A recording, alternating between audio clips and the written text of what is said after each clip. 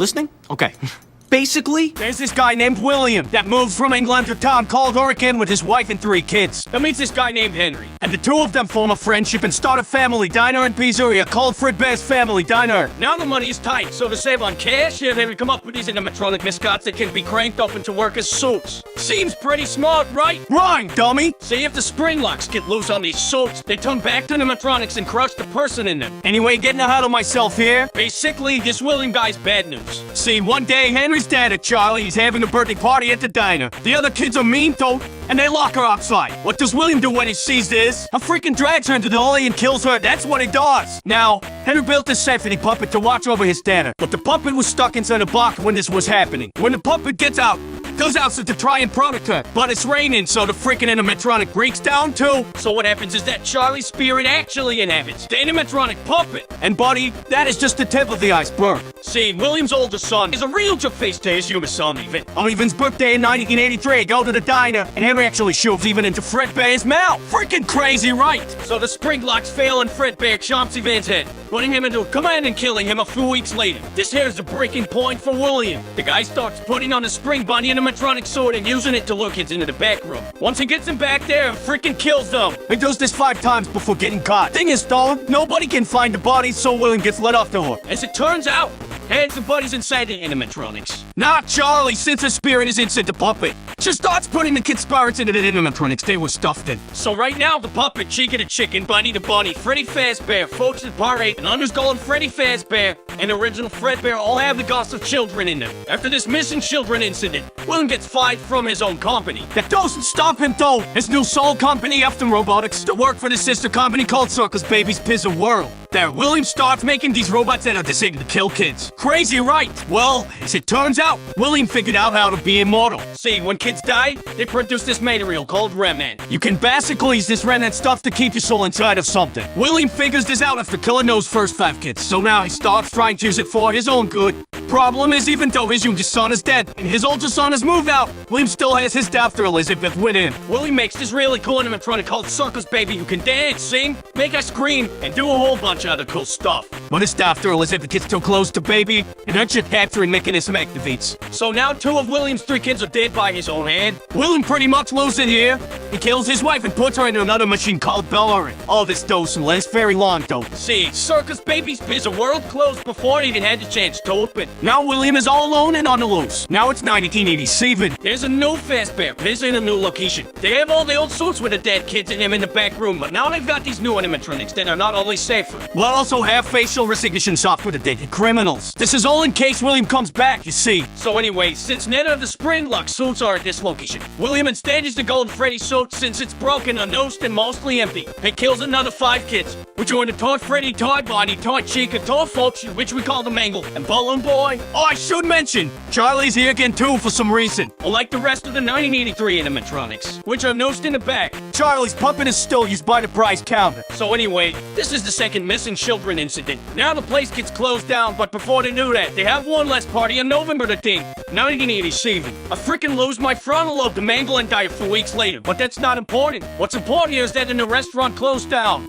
So now it's sometime after 1987. William somehow gets a message out to his son Mitchell that his sister and mom are trapped inside some animatronics at the now closed down Circus Baby's Pizza World, and that he needs to set them free, since the whole building is automated. They think that he's an employee. So Mitchell works at the building for a week while the building is attempting to rip another. He gets tricked by the animatronics into getting scooped. See, what happens is that, during the week, all the robots in the facility tear themselves apart and reform themselves into a dead mass called Inert. And it brings Mitchell to the scope where he gets injected with remnant. Then his organs get scoped out and introduce him as a skin suit to escape the facility. After the robots escape and Mitchell is reanimated as a walking corpse, he goes to find his father and then all the suffering. The first place he tries is the new Freddy Fazbear Pizza that opens in 1993. This reopening is the original location of Fredbear's Family Diner, and brings the original cast of Freddy, Fox, Chica, and Bonnie. They even refer Golden Freddy, but they never use him. Since Mitchell was blacklisted after getting his brother killed, he used a fake name, Mike Skimmett, to get a job at the No Place. However, after a week of working, with all the animatronics trying to kill him, thinking that he's his father, he gets fired and the place shuts down. Mitchell wouldn't find William until 2023 with Fazbear Fright, but before that happens, we need to talk about what happened to William. See, William just come back to the original location. He knows that the kids all live inside the animatronics. and he can't have that, so he goes to the building after it's being shut down to try and dismantle them. See, all Fazbear locations include a hidden room that is off the map and invisible to animatronics for storage. Also for spring lock, failing victims to bleed out and so that the children don't see. William hides in this room, coming out to dismantle the animatronics until he tears down all 5 of them. However, once he does this, the ghost manifests and attack William, forcing him to hide in the old spring bunny sword that's been rotting in the room since 1983. And puts it on and lets it down, but the spring locks fail and he gets crushed.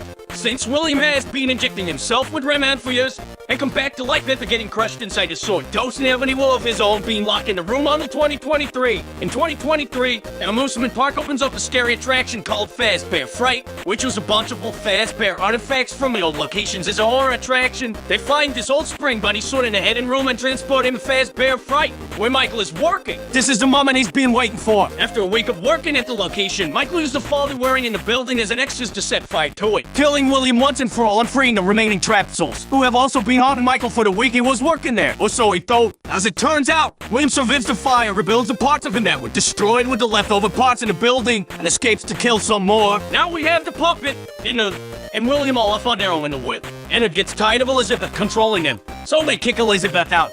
And she rebuilds herself as a new version of Baby. They'll call it Scrap Baby. And then dons a new mask and calls themselves Molten Freddy, who also happens to have the spirits of the 5 children from the toy animatronics in it now. This is where Henry steps in. Once Henry learns of the suffering that has been happening, he develops a plan to bring all the animatronics back to one place so he can destroy and free them all. And creates an animatronic called Lefty, which used to capture his data. When Michael finds out about all this, he goes to the new fake misery and brings all of the animatronics back together. Once they are all there, Henry locks the building and burns it all down with himself, and Michael's still in it, freeing the remaining souls of Elizabeth, Charlie, William's wife, and the remaining children inside of Molten Freddy. After this, William's soul is sent to hell, where the souls of the children he tortured get to torture him for all eternity. Or so they think.